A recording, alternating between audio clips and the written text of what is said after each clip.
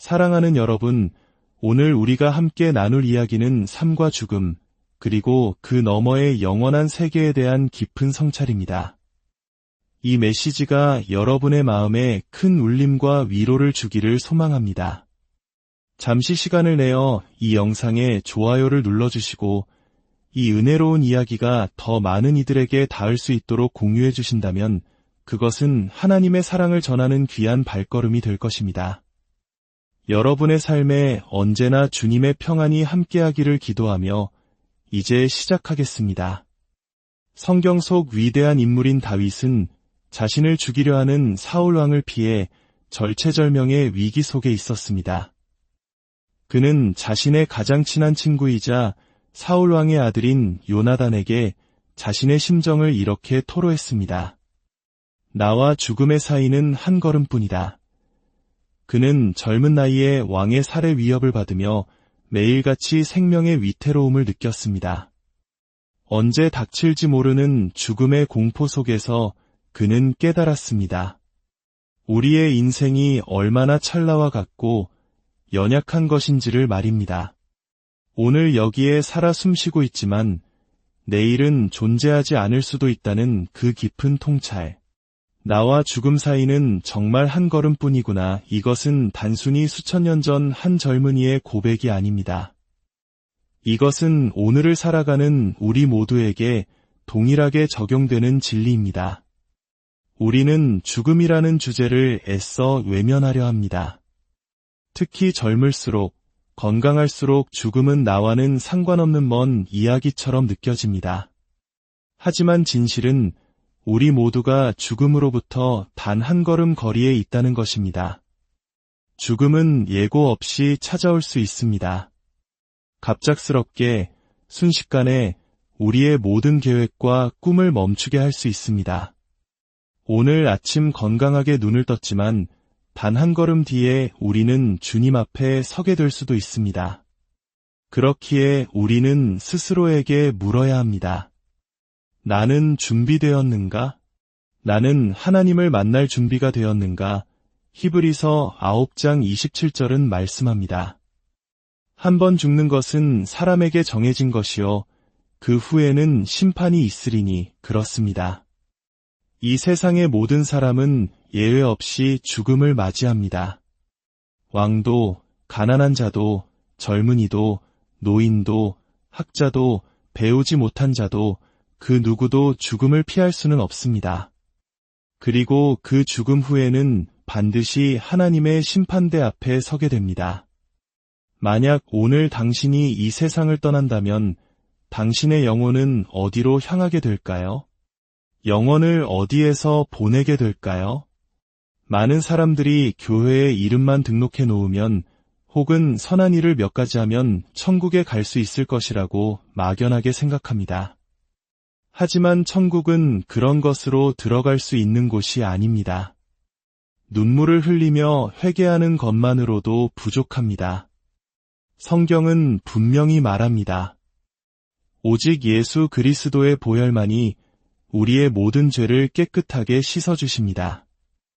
우리를 구원할 수 있는 이름은 이 세상에 오직 예수 그리스도 한 분뿐입니다. 예수님께서 친히 말씀하셨습니다.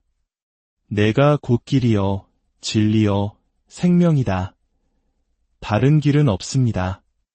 다른 진리도, 다른 생명도 없습니다. 그 외의 모든 것은 우리를 속이는 거짓일 뿐입니다. 예수님은 천국이 단지 상상 속의 아름다운 이야기가 아니라 실제하는 장소라고 증언하셨습니다. 요한복음 14장에서 예수님은 제자들에게 이렇게 약속하셨습니다. 내가 너희를 위하여 거처를 예비하러 가노니 나 있는 곳에 너희도 함께 있게 하리라. 생각해 보십시오. 이 약속은 다른 누구도 아닌 바로 천국에서 오셨고 천국을 친히 보셨으며 우리를 위해 이 땅에 오신 예수님께서 직접 하신 말씀입니다. 이 땅의 삶 너머에 또 다른 삶이 있으며 이 세상 너머에 우리가 상상조차 할 수 없는 영광스럽고 찬란한 곳이 있음을 예수님께서 보증하신 것입니다. 예수님은 말씀하십니다. 내가 너희를 위해 그곳을 준비했다. 그곳은 실제한다. 내가 그곳에 있었고 이제 너희에게 그것이 진실임을 말해준다. 사도 바울은 이 세상 누구보다 뛰어난 지성과 학식을 가진 인물이었습니다. 그의 글은 수많은 학자들이 오늘날까지도 경탄할 정도로 깊고 논리적이며 하나님의 사랑과 위대함을 놀랍도록 섬세하게 표현해냈습니다. 그러나 그런 그조차도 환상 중에 천국을 본 후에는 이렇게 고백할 수밖에 없었습니다. 고린도전서 2장 9절입니다. 기록된 바 하나님이 자기를 사랑하는 자들을 위하여 예비하신 모든 것은 눈으로 보지 못하고 귀로 듣지 못하고 사람의 마음으로 생각하지도 못하였다 함과 같으니라. 언어의 마술사였던 바울조차 천국의 영광과 아름다움을 보고 온 후에는 인간의 언어로는 그 절반의 절반도 표현할 수 없다고 말한 것입니다. 그는 이렇게 말하는 것과 같습니다. 여러분의 상상력을 총동원해 보십시오. 당신이 생각할 수 있는 가장 행복하고 가장 아름답고 가장 평화롭고 가장 영광스러운 모든 것을 떠올려 보십시오. 당신이 상상할 수 있는 모든 좋은 것들, 모든 축복들, 모든 기쁨들을 전부 합쳐 보십시오. 이제 제가 말하겠습니다. 그것은 하나님께서 우리를 위해 예비하신 것의 절반에도 미치지 못합니다. 사도 요한 또한 요한계시록을 통해 우리가 장차 거하게 될 천국의 모습을 생생하게 기록했습니다. 그는 그곳을 새 예루살렘이라 불렀습니다.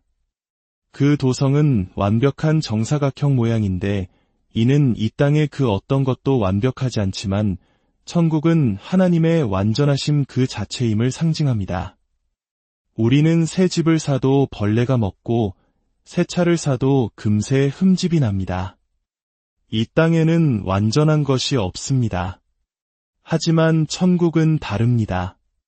그곳에는 12개의 진주로 만들어진 문이 있고 길은 순금으로 포장되어 있습니다.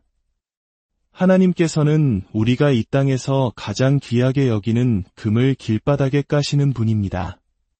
그 도시의 기초석은 12개의 보석으로 이루어져 있습니다.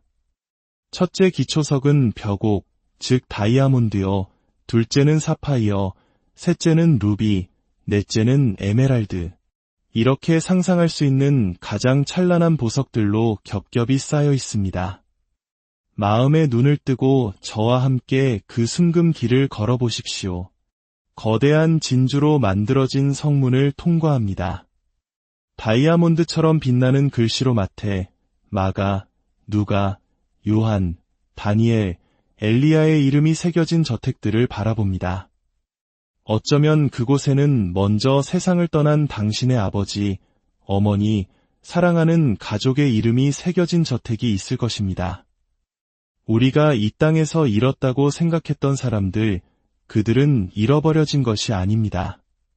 그들은 천국이라는 영원한 집에서 기쁨으로 당신이 오기를 기다리고 있습니다.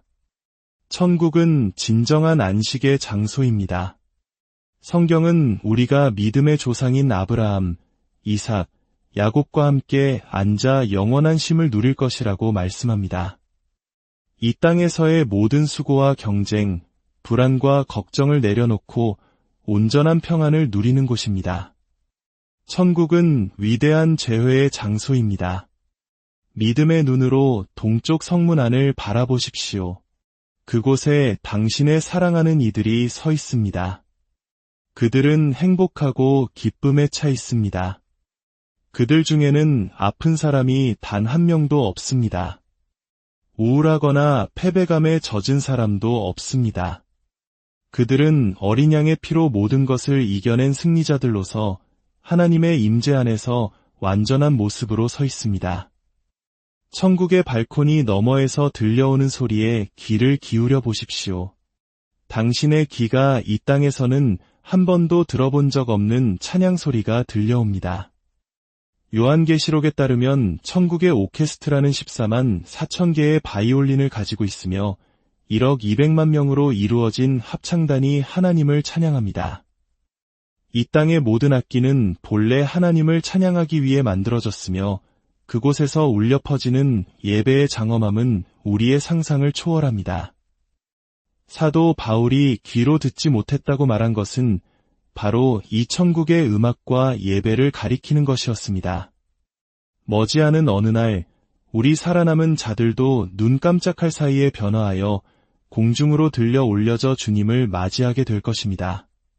그리고 우리는 결코 시들지 않는 장미가 피어있는 도시로, 눈먼 자가 보고 저는 자가 걷는 도시로, 더 이상 눈물도 죽음도 이별도 없는 도시로 가게 될 것입니다. 그곳 천국에는 부정적인 것이 단 하나도 존재하지 않습니다. 이것이 핵심입니다.